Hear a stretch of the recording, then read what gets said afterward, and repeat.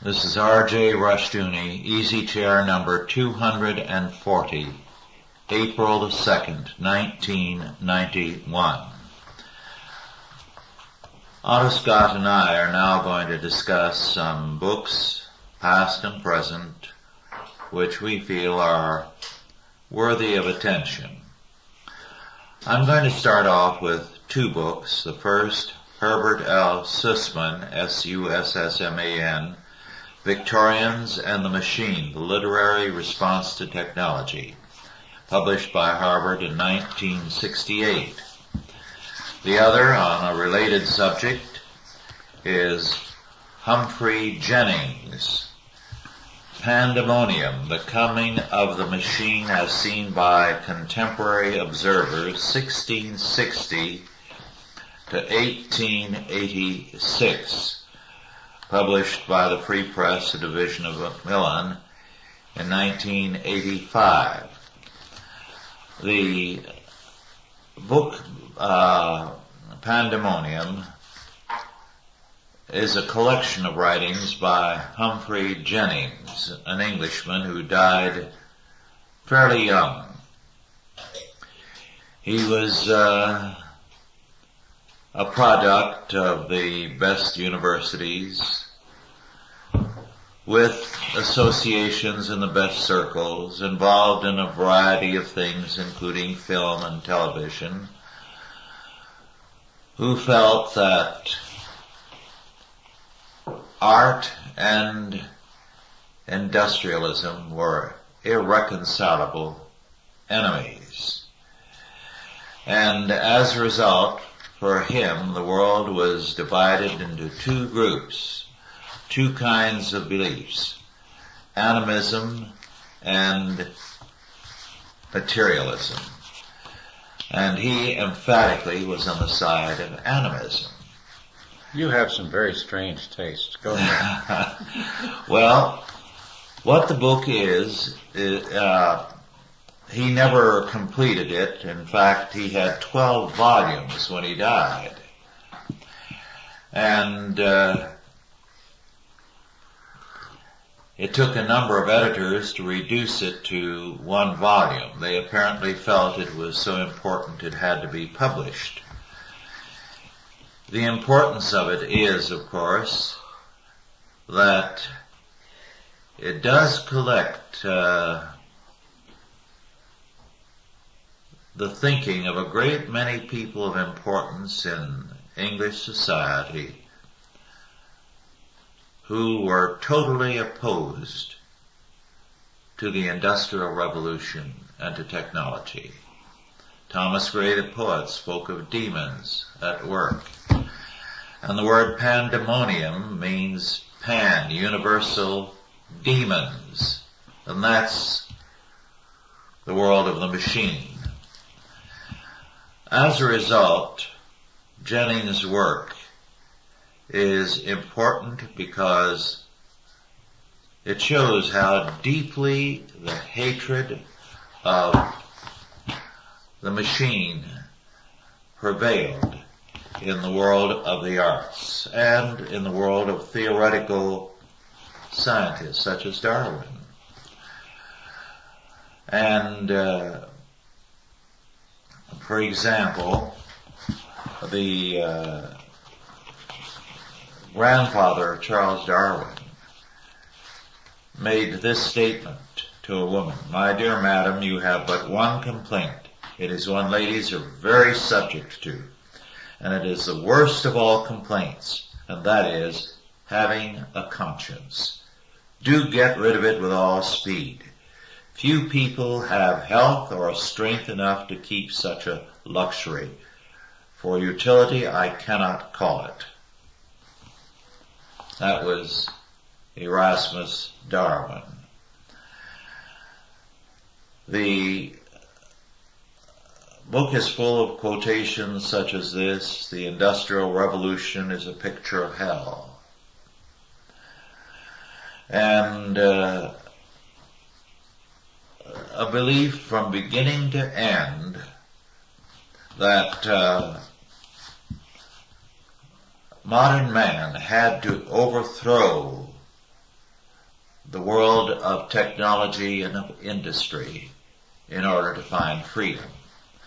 So while Pandemonium is a terrible book, a stupid book, written by a very stupid man, it is important. The other book by Sussman, Victorians and Machines, gives you additional evidence of this kind of thing. The world of art as against the world of technology and industry. The two as irreconcilable enemies. Here's an interesting quotation from Mill. I quote, "The mere visible fruits of scientific progress in a wealthy society, the mechanical improvements, the steam engines, the railroads, carry the feeling of admiration for modern and disrespect for ancient times down even to the wholly uneducated classes," unquote. In other words, how can you continue with your adoration of the Greeks when you have modern industry and technology producing the wonders and marvels that it does? This is the kind of thing that still continues. For example, as the author points out, Sussman, when William Blake wrote about the dark satanic mills, you recall that line? Oh, yes. It was a fraud. It was a lie. The mills at that time were all run on water. There was no smoke put in the air, no vapor, nothing. It was just a way of damning them. And Dickens really had a pretty decent childhood. He had to work for a while, and he never forgave God or man for the fact that he had to work. And it gave him a lasting grudge. And he said, the author says, for Dickens, the machine usually works in the novel to symbolize the union of economic power with moral indifference. End of quote. And then another statement similar to that. For Morris, as for Ruskin, the criticism of society is implicit in the idea of art, unquote. And by society, they both meant modern, industrial, technological society. Sussman also calls attention to something I had not known. You remember Bellamy's Looking Backward and how popular it was? Yes. Well, the members of the community of arts and culture hated Bellamy and hated the popularity of the book because, while the book was a foolish one, it looked to technology for great improvements in the century to come. And to them, technology represented the destruction of aristocracy and the men of art as representing aristocracy. Sussman says there were only 2 writers of any consequence who were favorable to industrial development and technology. And both towards the last began to change their thinking. One was H.G. Wells, and the other was Rudyard Kipling.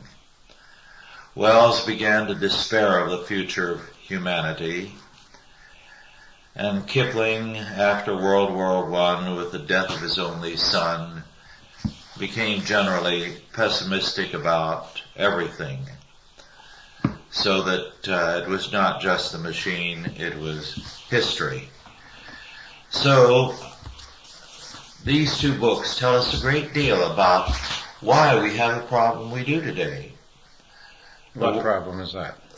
The world of culture, of art as being totally opposed to industry, to commerce, to capitalism, to the free market, to technology, regarding it as a monster. Pandemonium or pandemonism. Well, those are two awful books. And it irritates me to even hear the quotes, I'm sorry to say. Well, it irritated me to read them. Now, Dickens was really a very interesting writer. He really should have written more directly for the theater than for literature, because he really was a dramatist. All his characters were overdrawn. Yes. They were black and white and gray, but his observations of the fallacies and especially the weaknesses of people were very astute. And he also wrote about virtuous people as well as villainous people, which is very rarely done today, because, as we all know, it's hard to write about goodness, and he succeeded. I would put Dickens in the very top category. I'm fond of him, I should say, although I regret a great many things about Dickens and his opinions. Well, he wrote so much. But the argument against technology, in the first place, the phrase industrial revolution was coined by Toynbee. It was coined by Toynbee's uncle. And it gives the impression that the machine appeared, that industry appeared, bing, out of the clouds, which it did not. It was a very slow and gradual development, almost invisible. Yes. And there was no revolution in that dramatic sense. The people who left the farms and the land of England and who went to work in the factories did not find the factories any worse to work in than the farms, because they worked from sundown to sunup on the land. They worked under very brutal conditions, and the factories were actually an improvement. Yes, that's very true. Now, the whole business of technology, what is technology? Technology is quite simply working. People working and using tools and instruments. That's right. The first person, and one whom I do not admire, to bring out the fallacy of the whole ancient philosophic argument that words are more important than things, was Bacon. Now, Bacon was a faggot and a pain in the neck, and I suppose that's one of the reasons he's so often regarded so highly. He himself never did anything scientific, but he talked a lot about how things should be scientific. And he did make a very interesting distinction between Aristotle, Plato, and the rest.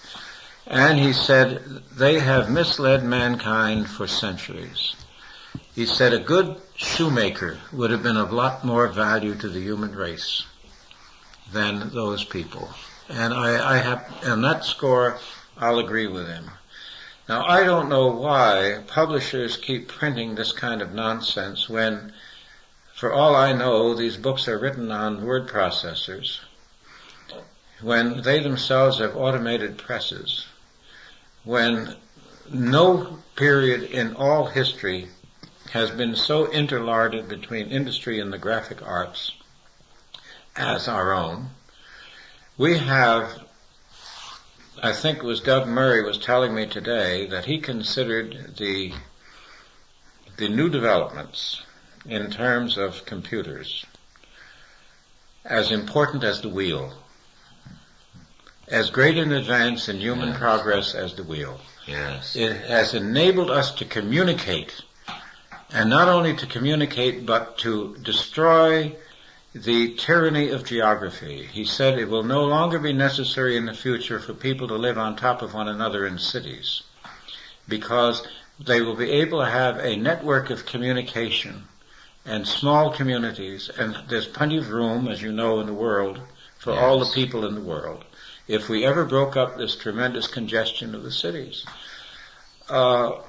The difference in applied intelligence between what Murray had to say, this afternoon, just in the course of an ordinary conversation, because we went down while I had a computer assembled and put together for me. It was almost like a tailored computer. Mm-hmm. It doesn't have a brand name. They just took the various parts and asked me what I wanted to do with it, and they produced a machine, put a machine together that'll do what I want. And then those books. Though if I'm not really in favor of book burning, but I'm tempted. Well, let me make a distinction here. Jennings was totally against technology. Sussman, in his book, is dealing with the literary response to technology, and he's not in favor of what these writers were saying. So he is documenting their foolishness rather than approving of it. The writers he dealt with were Carlyle, Samuel Butler, Dickens, Ruskin, William Morris, H.G. Wells, and Rudyard Kipling. Well, of course, I always thought Wells was overboard in favor of modernity. And Wells is a classic case. He was more honest than most. At least in his autobiography at the end of his life, he said, he gave it the title, A Mind at the End of Its Tether. Yes. And at least he faced up to the fact that he had gotten into a dead end. Yes. Every one of his stories, if you recall, had a tragic end. The War of the Worlds, you name it. Mm-hmm. Yes. And the same thing was true of Hemingway. Hemingway never let a hero live. Mm-hmm. Never. And he himself was the epitome of the undeserved success. But H.G. Wells despaired not of the because of the machine, but because of man. So he was on the side of industry and technology. Well, so am I. Despite his sometime Fabian views. So am I in favor of technology. The more comfortable they can make it, the better, as far as I'm concerned. I'm not about to go back to a mule and a plow. Well, I have worked with a mule and a plow. I feel sorry for you. It's nothing to be prized. Well, the whole question of books is interesting. There is still a hangover in the United States among the men that reading books is a somewhat foolish thing to do. It's a waste of time. And I had one fellow tell me that his wife reads. I've heard that too. And I didn't say anything. An indulgent statement. And I always figure that my silence to such comments earns me another star in heaven, because I think a number of things. And I have here a book, Books That Changed the World, from the ancient times of the 20th century. It's a paperback, and I've had it on the shelf for quite some time, and I think there are a number of such books. It's not worth giving anybody any information about it, because you can go and find 5 or 6 books of this type, and it depends upon the author as to which books they consider the most important. But he does say that there's a great variation. He says, for instance, in this man's mind, what is a book? He said, for instance, most people think of it as something thick, but Thomas Paine's Common Sense was a pamphlet. Mm-hmm. And it had a tremendous effect. Thoreau wrote an essay on civil disobedience, which, as you know, is still being used for propagandistic purposes. And we have Machiavelli.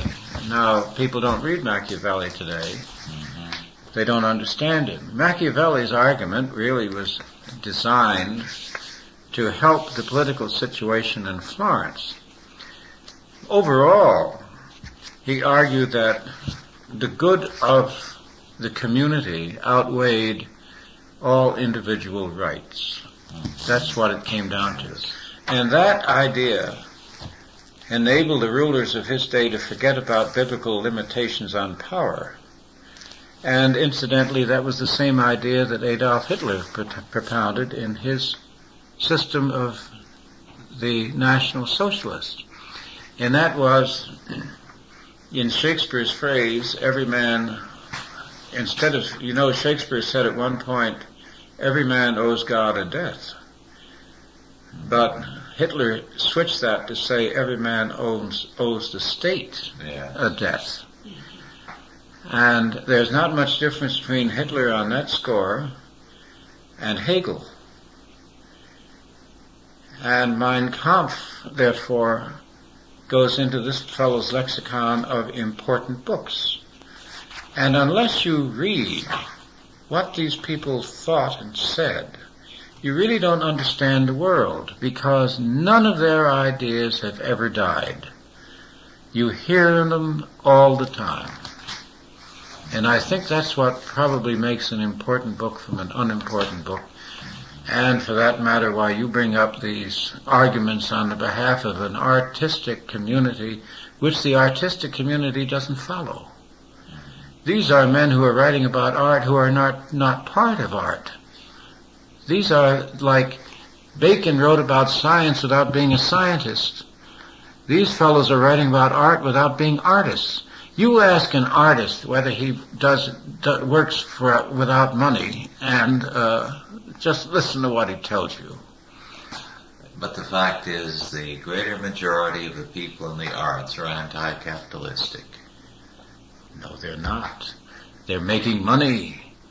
They're capitalists themselves. True. Picasso died a very rich man. True, but that doesn't prevent them from following left-wing politics. They may follow left-wing politics and they may give the fashionable cant, but you just try to struggle over money in the world of art. It's covered with money. When I get together with other writers, I've never discussed literature yet. We discuss contracts, advances, and who does what.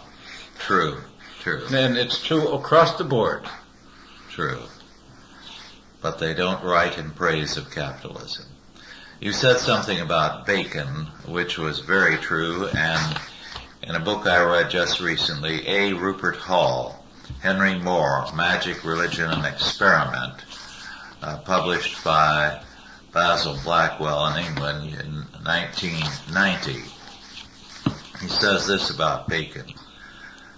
Philosophers, historians, and scientists have voiced skepticism concerning the value of Bacon's non-experiential picture of scientific research and thinking, whether considered as a program for future endeavors or regarded as the basis for an account of what post-Baconian scientists have actually done. Some, such as Leibniz, have found his claims to furnish a logic of scientific discovery absurd. Others, such as Liebig, have ridiculed Bacon for his utter ignorance of the real business of experimental science. Paolo Rossi has written that Bacon's Silva Silvarum, an incoherent natural history, highly esteemed in the 17th century, is no different from the magical texts of Della Porta and Cardano or those of the 17th century English hermetics and magicians John Dee and Robert Flood. This is probably why Bacon's logic has been seen by so many scholars as a failure. One of these was Alexander Coiré, who poured scorn on the claim that it was Bacon who had called the scientific wits together, unquote. I couldn't agree more, and I'm very pleased to find myself in such intelligent company. Of course, the textbooks still portray that thief and homosexual, the wretch, as though he were the father of science. I can't understand it. No, well, it's like James Stewart, James the First. Mm-hmm. One of the American scholars said, reviewing my work on him, that I had been very sarcastic about his sexual proclivities, and he said, well, after all, it was a regal vice. Yes. I never knew that. I always thought it was wine, women, and song. Well, an interesting thing, and I won't deal with more any longer than this, but Henry Moore had quite a revulsion for Calvin. He went into occultism and magic, which was then closely related to mathematics, and Freemasonry. And he had a belief which he stated in so many words. He had no great use for Orthodox Christianity, but he said, God could not possibly reject him. Why not? Boy. But he believed, of course, in pre-existence and that sort of thing. But he was very telling in his view of science, what it should be. Science as control. Control over people. Control over society. Well, that's the bad science. Yes. I had a conversation with a scientist named Whitby, big in the synthetic rubber industry. And I said, you realize, Dr. Whitby, that the professors feel that a scientist like you who's working in industry is not the real thing. That you should be theoretical, you should not be bothered with production, innovation, distribution, that sort of thing. He said the purpose of science is to bring better products to the world. Yes. The purpose of science, he said, is not to display your brains out of sheer vanity. It's the social scientists who believe in control. And I don't think the social sciences are sciences. No, I don't either. No, if they were, we would have something to be afraid of. Yes. If they could figure out the mystery of mankind. Well, I have here a book that you know about, God and the Astronomers by Robert Jastrow. Oh, yes. And it gives me great pleasure to quote from Jastrow. When an astronomer writes about God, he said, his colleagues assume he is either over the hill or going bonkers. However, I'm fascinated by some strange developments going in astronomy, partly because of their religious implications and partly because of the peculiar reactions of my colleagues. Now, he goes on to say that the Big Bang Theory presupposes a beginning.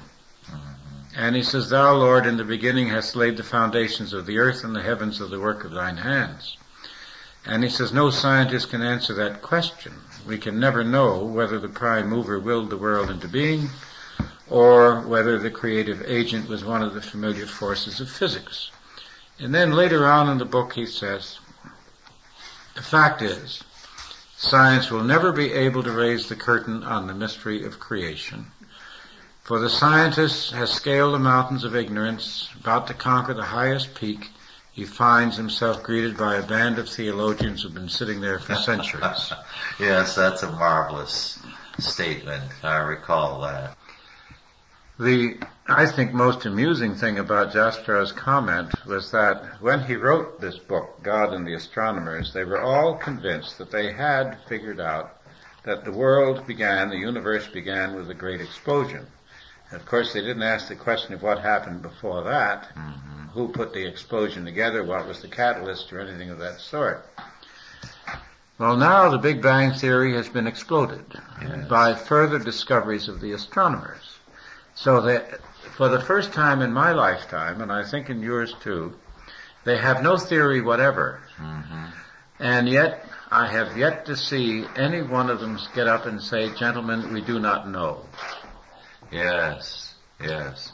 Book after book is coming out now that is a devastating critique of Darwin. The contradictions, the absurdities, the dishonesties in his thinking. And yet nobody will say, let's drop the theory. Everyone associated with it in the beginnings was unworthy of being considered a serious thinker. What's wrong with saying you don't know? Yes. What's wrong with telling the children and the students, we have not yet discovered all the mysteries of life, and we do not know. And God knows. God knows, and we don't. Yes. Well, I'd like to turn to a book now that was written by George Armstrong Kelly, Victims, Authority, and Terror, The Parallel Deaths of d'Orléans, Custine, Bailey, and Malesherbes, published by the University of North Carolina Press in 1982. It deals with the execution of these four men one of them a member of the royal family during the Reign of Terror. And the book is very interesting because, first of all, the French army was corrupt. It was overloaded with officers and generals. If you were a boy from an important family, you became a colonel almost at once. And a great many of these men, the nobility and the like, came to the United States to assist Washington in the war against the British. This was France's way of striking back at Britain for the French and Indian War defeat that they had suffered.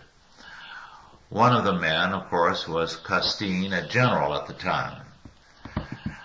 Now, these men were tremendously impressed by the United States.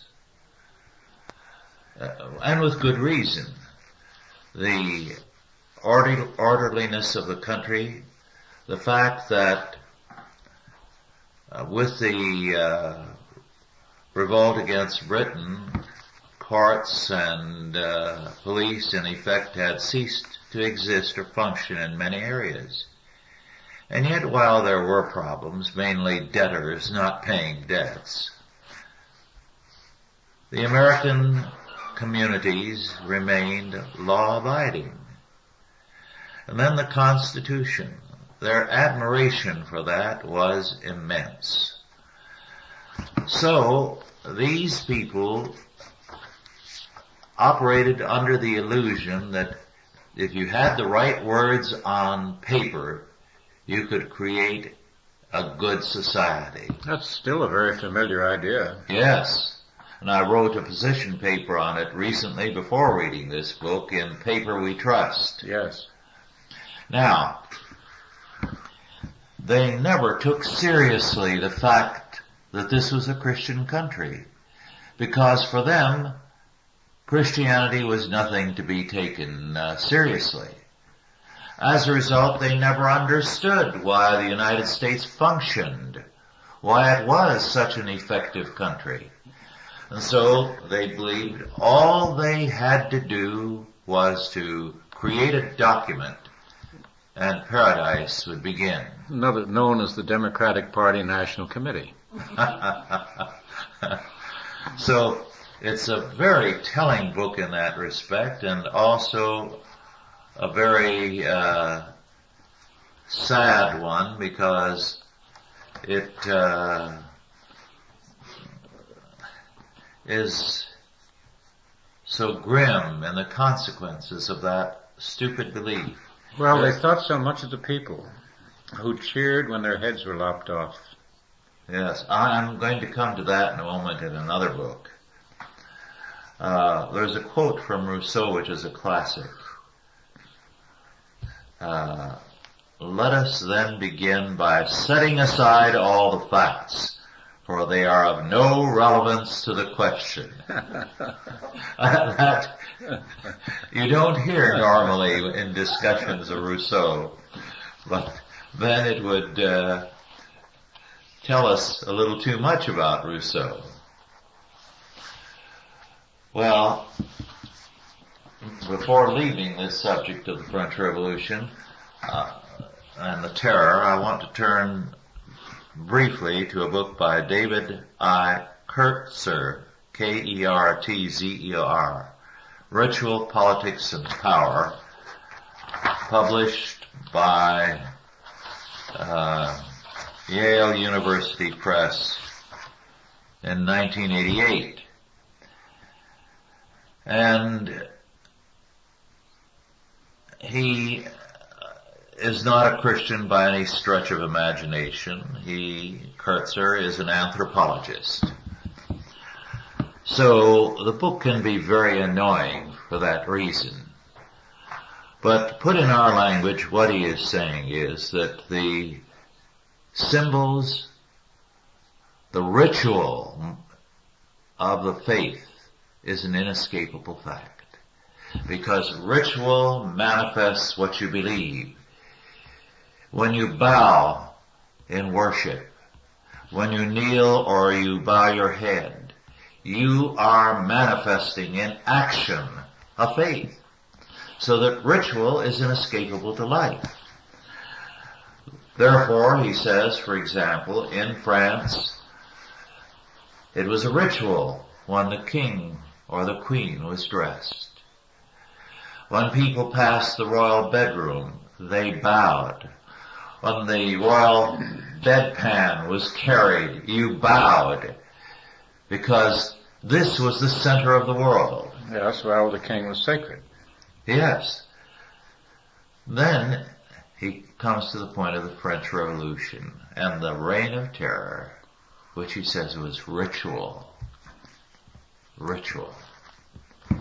And he said it would have been a much simpler matter to execute these people, and it would have created fewer international repercussions if they had been quietly disposed of in prison. But they had to be marched out. Crowds had to be present. If you wanted to maintain your social respectability, you had to be there when the guillotine fell. Now, this is a very interesting point, because, and I've thought about it many times to come to no better conclusion than Lord Acton did, and that is that, as he said among the smoke, every so often he said the smoke seems to dissipate and one almost sees the hands of the managers, and then everything becomes cloudy again. Yes. The thing that has always intrigued me about the Reign of Terror and the steps that were taken leading up to it was their deep psychological insight into the control of crowds. Yes. For the first time, the confessional was made public. And the confessional consisted of an attack against the confessional, an attack against the church, an attack against Christianity, using the methods of Christianity. Yes. So an open public confession was absolutely demanded. And then, of course, as you say, the inversion of all the symbols, where Notre Dame, the Cathedral of Paris, was turned into the Temple of Reason, and they put a prostitute up where the cardinal used to sit. Yes. And all of this was very much, there was a deep insight into human nature involved, which is disproportionate with the mental caliber of the leaders of the revolution that we know. Neither any of them, Robespierre or any of his colleagues, had anything in their background excepting, I would say, a bit above average, but not on the genius level. None of them ever propounded really stirring books or speeches. They were people of a level of which most of us are well familiar, and yet they introduced methods which almost look like it would take a civilization to conceive. And that's the great mystery of the French Terror. I was writing yesterday on the purge trials of Stalin, and how in order to justify his regime he had to have these public confessions, and the men were tortured and required to get up and make the most absurd confessions, because it was a way of saying, these are the sinners, the devils in our society, and we are the Holy Church. Based on the pattern of the French Revolution. Yes. The Kremlin even talked in terms of the revolution for many years. For several generations, they would say there will be no Thermidor here. Yes. Thermidor being the period in which the Robespierre was unseated. Yes. And the terror came to an end. Yes. There will be no Thermidor. They saw unending terror. That was the interesting thing in reading Lenin years and years ago, how much he echoed the terms of the French Revolution, a self-conscious awareness. They taught it to the revolutionaries that they sent to other countries as the pattern. It was the prototype. And these are mysteries which none of our historians seem to go into. What happened to the records of the actual revolution and the names of the people in the communes that came out of the neighborhoods of Paris to sit in judgment? All those records were taken from France in 1871, and they wound up by divers routes in the hands of the Soviets. And they're in the Kremlin. And those names would be interesting. Yes. Well, there's a very interesting related point that is hinted at in Kurtzer's book, and it is this. When the ritual becomes meaningless, you have empty forms and the content is gone. And what is beginning to happen in politics today is that the ritual remains, but the meaning is virtually gone. Well, look at the vote. Yes. Look at the vote. Most people don't vote anymore. No. And they don't vote because they don't see where it makes any difference. The ritual is there. And we're going around telling the world how much a vote means. When the fact of the matter is we do not select the people for whom we vote. Yes. And if you don't select the people for whom you vote, what good is a vote? Yes. Well, did you have something else? No, All right, well, I'd like to go on to a book that is an absolute delight. Barefoot in Arcadia, Memories of a More Innocent Era by Louis B. Wright, W-R-I-G-H-T, the American historian. And this was published by the University of South Carolina Press in 1974, and the printing I have is 1981, and I suspect it has been reprinted again and again since then. It describes his childhood. When was he born? He was born early in the century, very early. And as he says, the era 1900 to 1920, except for a few things like trains and the early automobiles, Washington, Jefferson, and Adams could have walked into any American community and after an hour or two felt at home. It was still the same country. But since then, he says, it has changed dramatically. He says he wrote this book because he believed that too many writers like Caldwell and Erskine had vilified the South. Which they certainly did. And he said South Carolina, as he grew up in it, was a place of congenial relations between blacks and whites, and mostly godly people. He says, and I quote, "I treasure the memory of my many boyhood friends, both white and black. One who lived to be nearly 100 had been given as a slave girl, aged 10, to my paternal grandmother on her wedding day. She was Harriet Graham, a woman of marvelous character and integrity, who married, raised a fine family of Pullman porters and tailors, and when she was widowed and alone, came back to live out her last years with us. After I became professionally concerned with history, I used to talk with Harriet about her youth. We cried when freedom came, she once told me. They made us move from your grandma's place to Mr. Frazier's.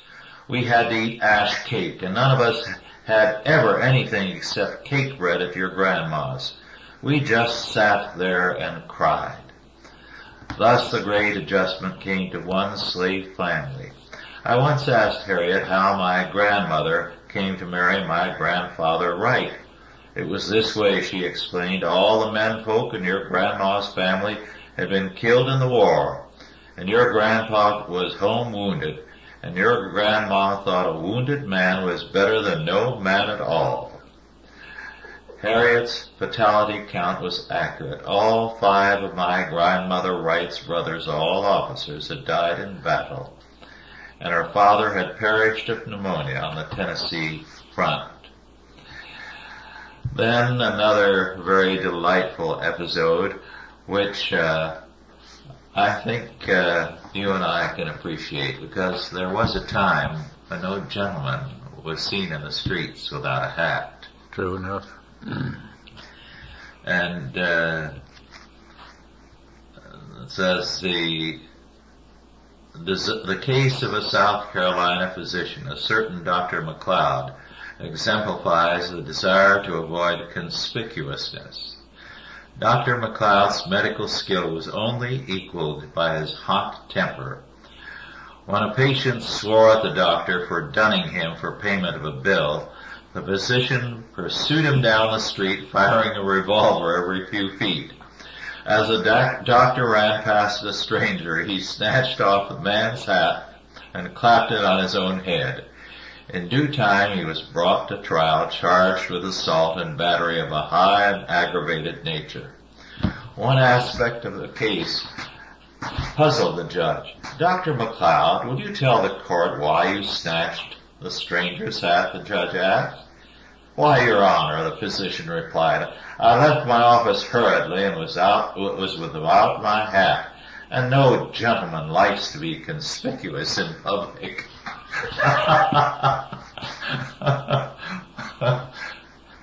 Firing a gun at somebody was not conspicuous, but that was in his eyes.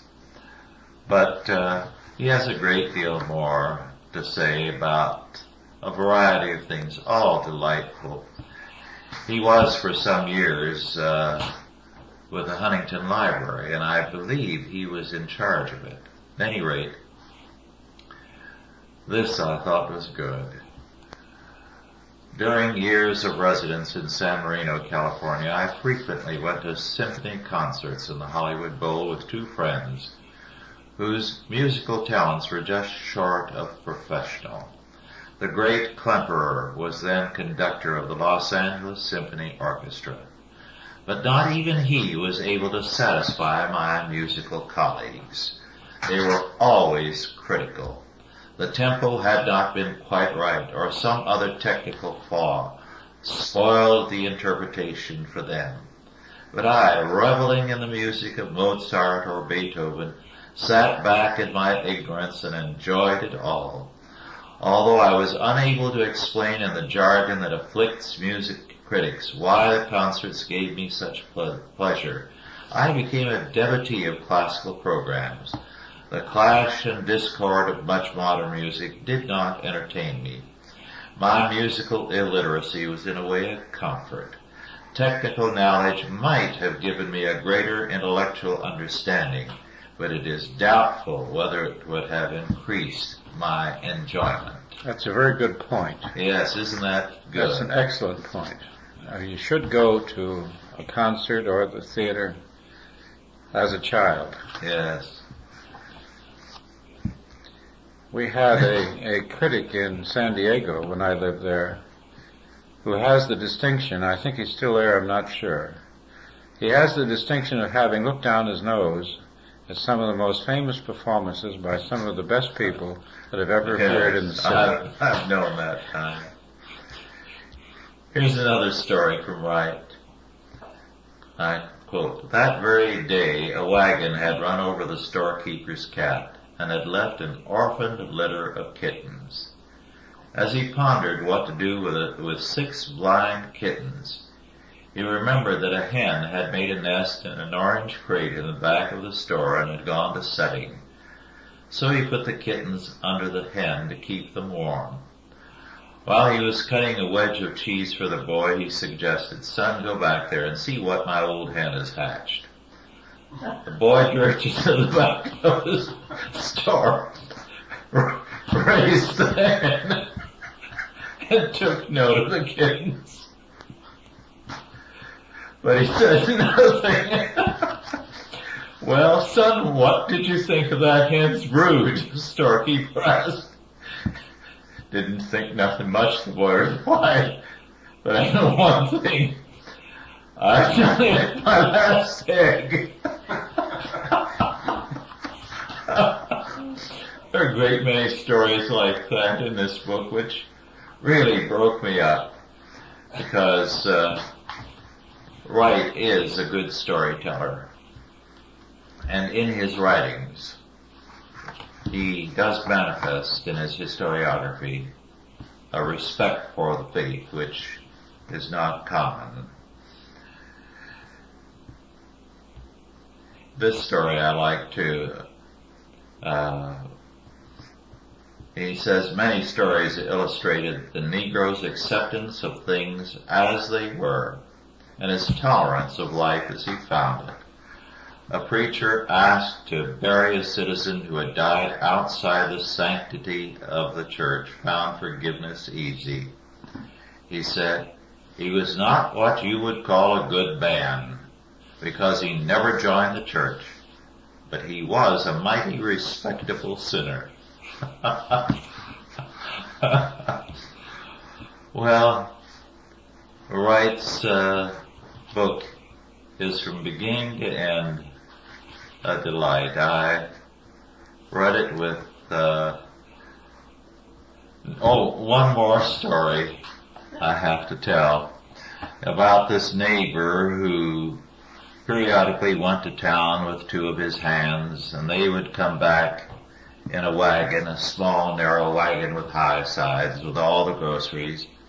And he would, after the shopping, and they would do their own shopping, these hands, and he would go off and drink with some of his friends and ride back horseback. But this one afternoon, he got too drunk. So he fell off and was found dead drunk beside the road. Hands from his plantation, homeward bound in a one-horse wagon, picked him up and stowed him aboard. Driving into the backyard, they told Mrs. Hall that Mr. Hall was asleep in the wagon. Let him stay there until the cool of the morning and he will come to, were her crisp instructions. Before daybreak, Mr. Hall stirred. Groping first on one side and then on the other, he touched wooden walls in both directions. Reaching up, he felt the cold wooden seat of the wagon above his head. Suddenly realizing that he had met with a catastrophe, he raised the house yelling, "Help! Help! I've been buried alive!" Well, our time is up. Thank you all for listening, and God bless you.